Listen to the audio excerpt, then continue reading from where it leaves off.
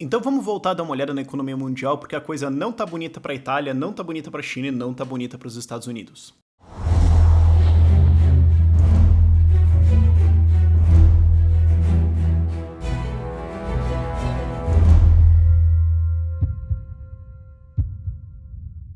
E como tem um monte de gente nova no canal, nos últimos 2 meses a gente teve tipo 35 mil inscritos, eu vou com a explicação meio do zero, até porque a galera que já é um pouco antiga do canal, mas se perde um pouco nesses assuntos, consegue entender do zero como que a gente está analisando a economia mundial agora, porque a gente está numa situação extremamente delicada, onde é basicamente uma questão de tempo para essa bolha agora estourar. Eu digo bolha Estados Unidos, mundo de maneira geral, o Brasil está no contraciclo um pouquinho, mas isso no fim das contas acaba engolindo a gente. E qual que é o mecanismo maior que está operando aqui? É basicamente a mesma coisa que a Dilma fez para estourar o Brasil, só que numa escala mundial. Você abaixa juros artificialmente via Estado, né? Baixa a Selic, ou no caso a taxa do Banco Central americano, aí um monte de gente pega dinheiro que não deveria ter, investe em coisas que não deveria investir, faz um monte de cagada. Aí depois a inflação sobe, você tem que subir de volta os juros para controlar a coisa, e todo mundo que estava fazendo burrada se ferra, e isso tudo tem que ser desfeito e você tem um crash econômico. Basicamente, em muito resumo, é isso. Essa é a teoria de escola austríaca de ciclos econômicos, né? Teoria descoberta lá pelo Mises, bom, consolidada pelo Mises, né? Mas enfim, recomendações de leitura vão estar na descrição, mas é isso que a gente vem vendo agora. Por quê? O que aconteceu? Depois de 2008, do crash de 2008, que foi causado por esse mesmo mecanismo, mas essa é uma história muito longa, Banco Central americano baixou taxas para zero e começou programas, inclusive, de disfarçadamente impressão de dinheiro para jogar crédito no mercado. Quando eles pararam de fazer isso, você teve uma desaceleraçãozinha, não muito grande, mas uma desaceleraçãozinha. A Europa pegou o bonde e falou, ó, se vocês não imprimem, eu imprimo mais, a gente vai aqui. E depois você teve também a China entrando com impressão de crédito após a quedinha lá de 2015, que teve um... Bom, quedinha não é um bom termo, né? Porque foi uma estourada de bolha na China que rolou. Mas a China também começou a fazer esses programas, então você não tem um crash exatamente, porque assim, um começa a imprimir, aí quando ele para o outro pega. Então é como se você tivesse o mesmo fluxo rolando o tempo todo. Só que assim, se você pensa que se a Dilma fazendo isso com o Banco Central e o BNDES deu uma cagadinha, quando você tem os maiores bancos centrais do mundo se juntar para fazer isso, a estrovenga é proporcionalmente maior. E essa é a situação que a gente tem agora, a inflação está pegando para todos os lados, esses bancos estão começando a subir taxas de juros de novo, e isso está expondo países que foram irresponsáveis, países que falaram, taxa de juros zero? Então vamos gastar que nem uns desgraçados na cachaça. E aí a gente entra na Itália. A Itália tem uma relação de dívida PIB de acima de 130% do PIB. O Brasil tá na luz vermelha piscando de tipo, mano, esse barco vai afundar e a gente tá abaixo de 80. A Itália tá acima de 100, tá em 130 e porrada. E eles não conseguem lidar com essa dívida. A Itália tem a economia muito travada, muito regulada comparada às outras economias da Europa. Perto do Brasil até que tá bem, mas perto do Brasil qualquer um tá bem. Até a Argentina tá um pouco melhor, né? Minha nossa. Mas eles têm uma economia travada, não estão conseguindo se recuperar, não estão conseguindo ter crescimento, e é o que você tem, essa dívida gigantesca, e agora você vai ter que pagar ela porque o juro está voltando a subir, e o que acontece, você tem uma estourada de juros na Itália. Pra vocês terem uma noção, juros que o governo paga, né, o equivalente ao Tesouro Direto italiano, subiu nos últimos meses de menos 0,4%, sim, isso aconteceu, para 1% no título de um ano. No título de 2 anos foi de menos 0,2% para 1,7%, e no título de 10 anos foi de 1,7% para 3,5%. O que é um aumento muito pesado para um país que já está rolando um déficit fantástico, não tem perspectivas de crescimento nem de reforma, e agora está com uma conta ainda maior. Então é assim, mano, você está desempregado e acabou de subir o juro do cartão de crédito. Mano, do cartão de crédito não, porque você não parcela, mas sei lá, o teu aluguel acabou de subir, você vai fazer o quê? Bom, entendeu? Não tem o que fazer. E o que acontece? Você tem um problema muito grave rolando aí, que é o seguinte. Títulos de dívida têm um valor. Quanto mais o juro sobe, o valor deles desce, porque agora eu posso comprar um novo por um juro maior, então o anterior de um juro menor vale menos, resumidamente. Então, o que acontece? Esses títulos que já existiam antes começam a perder valor, e quem que usa esses títulos para lastro? Bancos italianos. E isso dá um problema que é o que eles chamam de doom loop, que é literalmente o ciclo do apocalipse. Porque assim, às vezes falam que esses vídeos são um vídeo de Rafael apocalíptico, e eles meio que são, mas o nome desse processo é literalmente o ciclo do apocalipse, então eu vou fazer o quê?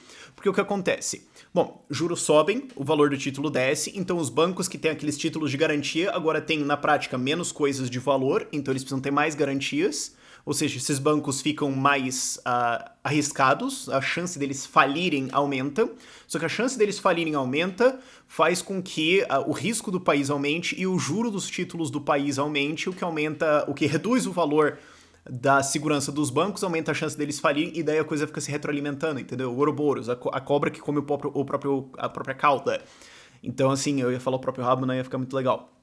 Então você tem um ciclo aí de destruição que é bem fantástico que está rolando agora, e o resultado é que nos últimos meses os bancos italianos perderam em valores de mercado 1/3 do valor. Você acha que só a Dilma conseguia fazer isso? Não.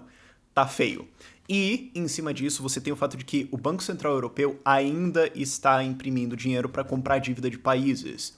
Então, o que isso faz? Faz com que exista mais dinheiro para comprar dívida, o que abaixa o juro. Então, se esse Banco Central Europeu está imprimindo e o negócio está ferrando, na hora que eles pararem de imprimir, vai ferrar mais. Se tá dilmando, vai dilmar 3 vezes mais agora. Tá uma coisa, assim, feia pra caramba. E é uma situação bem difícil de resolver que, assim, é aquelas coisas que eu vivo falando aqui no canal. Ó, a gente tem 2 opções. Ou quebra geral, ou algum banco central vai dar um jeito de imprimir alguma quantidade fantástica de dinheiro lá pra frente. Não é muito fantástico. Tem que sempre ser maior do que a anterior. Certo? Você tem que sempre dar uma mentira maior para escapar do que a anterior, entende? Mais ou menos é a situação que a gente tem agora. E isso cria um problema porque, assim, bancos estão interconectados, então se bancos italianos falirem, como o Banco de Paschi, que quase faliu algumas vezes nos últimos anos, ou como o Unicredit, bancos grandes italianos falirem, eles devem para outros bancos, então outros bancos vão à falência também. Isso é o que é chamado de risco sistêmico. É basicamente um dominó, certo? Você derruba um e vai o resto. O problema é você evitar a derrubada do primeiro, e aí, quando você tem uma alta de juros, começa a ser uma apertada mundial de crédito, é basicamente uma questão de quem que é a árvore mais fraca para cair primeiro. Quando ela cai, o resto vai junto. É mais ou menos a situação que a gente tem aqui. E daí a gente fica na especulação de quem que vai ser primeiro. Pode ser a Argentina falindo? Mas ela não tem porte o suficiente para levar todo mundo. Ela não é uma árvore caindo, é uma folhinha de grama indo no vento. Ninguém liga.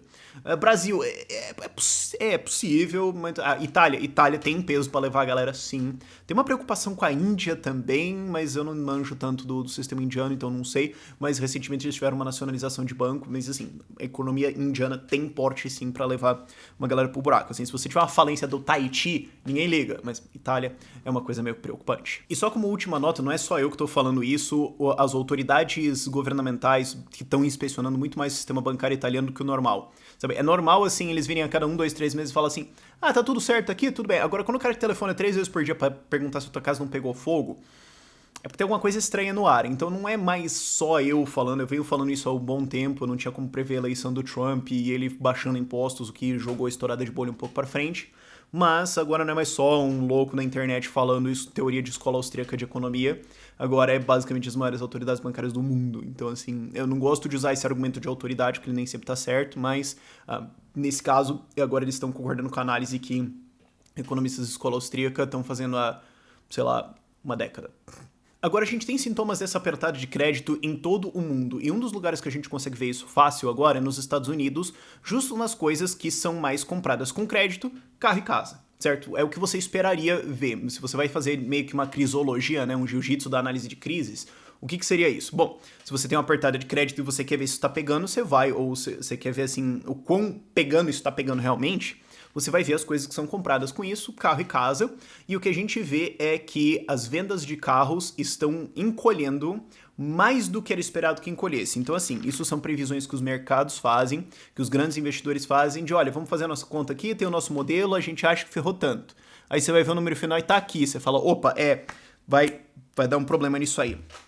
Toyota, redução de vendas em 10% ano a ano. Ford, menos 11%. Nissan, menos 12%. Honda, menos 7%. O único que saiu acima foi a Fiat com 15%, mas como o volume é mais ou menos o mesmo, ele meio que cancela um e você tem o resto caindo também. Então já era esperado uma desaceleração, mas você tem uma desaceleração ainda maior. Aí o que você pensa, bom, mas espera, então isso aí tem implicações sistêmicas bem grandes, certo? Porque se tá apertando o crédito, então o juro para você comprar um carro sobe, então você vai ter menos vendas de carros, o que significa menos vendas de commodities, né, para fazer carro, aço, borracha, esse tipo de porcaria. E você também tem agora ameaça de emprego, só que essas são empresas que empregam muito, sim, e empregam de uma maneira relativamente localizada, certo? Uma fábrica de carros emprega diretamente alguns milhares de pessoas, e depois você tem todo um parque industrial que serve eles, que vai empregar, sei lá, 2 vezes mais isso indiretamente.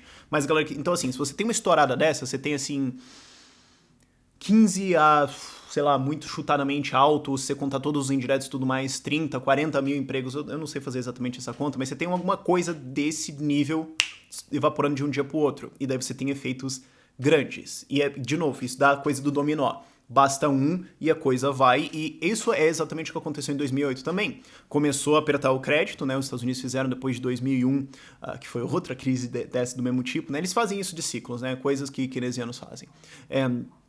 Mas quando os juros começaram a subir, montadoras faliram.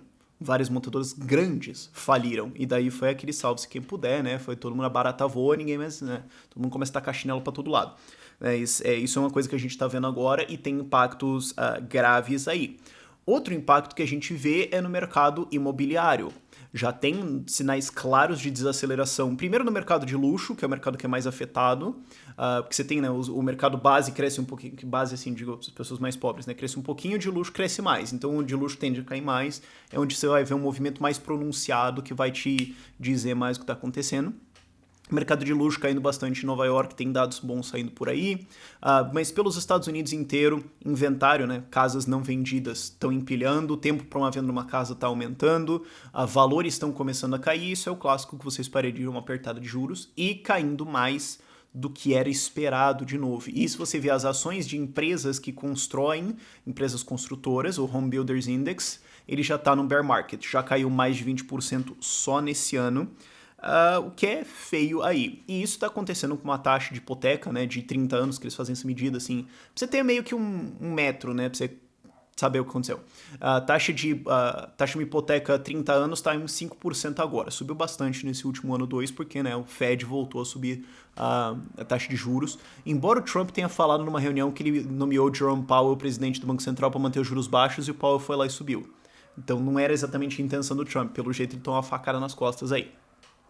Mas isso está acontecendo com uma taxa de 5%, sendo que o mercado imobiliário em 2008 estourou com 6%. Então você quer me dizer assim, então tem que chegar em 6% para estourar de novo. Mas não necessariamente, porque quanto mais você imprime, mais você distorce. Então o aumento de juros para você estourar não precisa ser tão grande quanto o anterior. De novo, como é uma mentira maior, você precisa de uma evidência menor para expor o mentiroso, para fazer uma analogia relativamente limitada aqui. Então a gente já pode estar num ponto de estourada e os juros continuam subindo. Então isso vai causar ainda mais problemas pela frente. Você pode ter outros fatores que distorcem isso um pouco. De repente você tem hipotecas alongando mais ou encurtando mais, isso distorce, mas já é o suficiente para a gente olhar e falar, isso aqui não tá legal. Em cima disso, a gente tem o governo americano. Porque essa baixa de juros afeta empreendedores, certo? Se juros estão mais baixos, vai ter mais vendas de apartamentos, então vai ter mais construção de prédios, então você vai ter uma bolha imobiliária, você pode ter uma bolha automobilística, né? Juros baixam, as pessoas compram mais carros, as pessoas, investidores investem mais em fábricas, juros sobe, você percebe, não devia ter feito essa fábrica aí mesmo, né? Foi meio vacilagem. Mas a mesma coisa acontece com políticos, certo? Você baixa a taxa de juros, os caras falam, então se a gente fizer um déficit enorme, não vai dar tão ruim assim, sabe? A gente tava pagando antes 6% de juros, agora a gente tá pagando 0. Então assim, entre pagar hoje e pagar daqui 10 anos a mesma quantia, o que você acha que um político vai fazer? É claro que ele vai gastar hoje e chutar a lata pra algum desgraçado depois, que ele torce pra não ser ele, ou depois ele culpa alguém e a maior parte das pessoas não vai entender, porque esse vídeo aqui é pra explicar isso, mas muita gente não tem paciência pra ver um vídeo tão longo e eu elogio a galera que tem a paciência pra isso. É o tipo de público que eu tento caçar aqui no canal. Mas o que isso afetou? Bom, os Estados Unidos bateram agora um recorde de gasto com juros da dívida, 526 bilhões de dólares só com juros da dívida. Se você fizer a conversão, isso é quase equivalente à arrecadação de impostos total no Brasil, que dá uns 2 trilhões de reais. Quer dizer, roubo total, não é arrecadação, porque imposto é roubo. Mas, enfim, cara, 523 bilhões só em juros e juros estão subindo e o déficit do governo americano só sobe, porque o Trump cortou impostos sem cortar gastos. Inclusive, ele aumentou gastos. Então, os déficits do governo americano agora já estão em quase 1 trilhão de dólares por ano, o que dá aí os seus 4 trilhões de reais. Sim, isso é o déficit americano. Você acha que o déficit brasileiro é grande, cara? E não tem nem como eles querem corrigir isso. Tipo, não tem salvação pra isso. Os caras se colocaram numa armadilha que não tem fuga. Mas enfim, eles estão com déficits de 1 trilhão de dólares aí por ano, então o que acontece? A dívida só vai subir, os juros só vão subir, então o gasto com juros só vai subir, E é o que acontece, o investidor começa a pensar, se pá, não vou ser pago, né, cara, você vai ter que me pagar um juro maior. E de novo você tem o doom loop acontecendo. E o outro efeito que você tem, e que eu tô criticando do Trump há muito tempo, que a galera trumpista, assim, parece que esquece, né? Se fosse o Obama, eles estavam caindo de porrada nele falando isso. Mas como é o Trump, parece que a galera passa pano.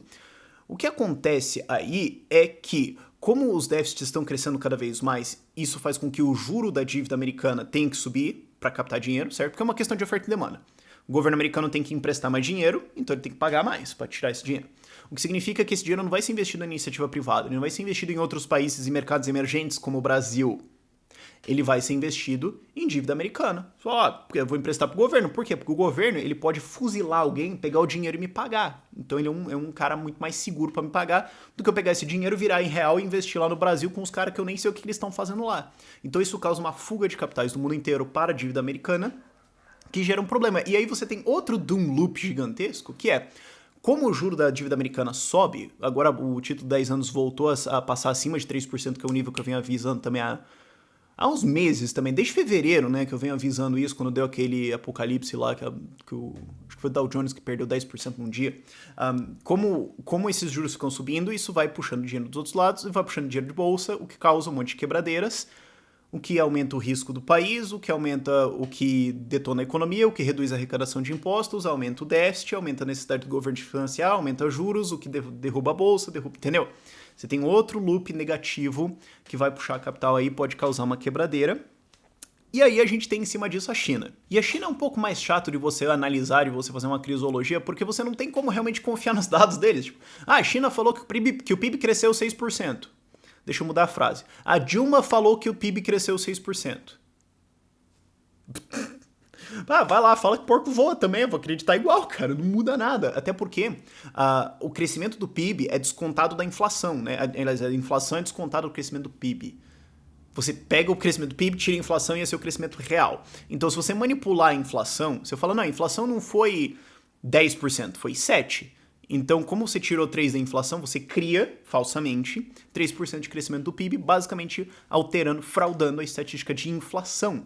Foi o que a Cristina Kirchner fez na Argentina um puta tempo, e daí quando corrigiram todas as contas para inflação de verdade, inclusive ela tornou crime divulgar uma inflação de verdade na Argentina, por um tempo eles até pararam de divulgar e só ficaram corrigindo.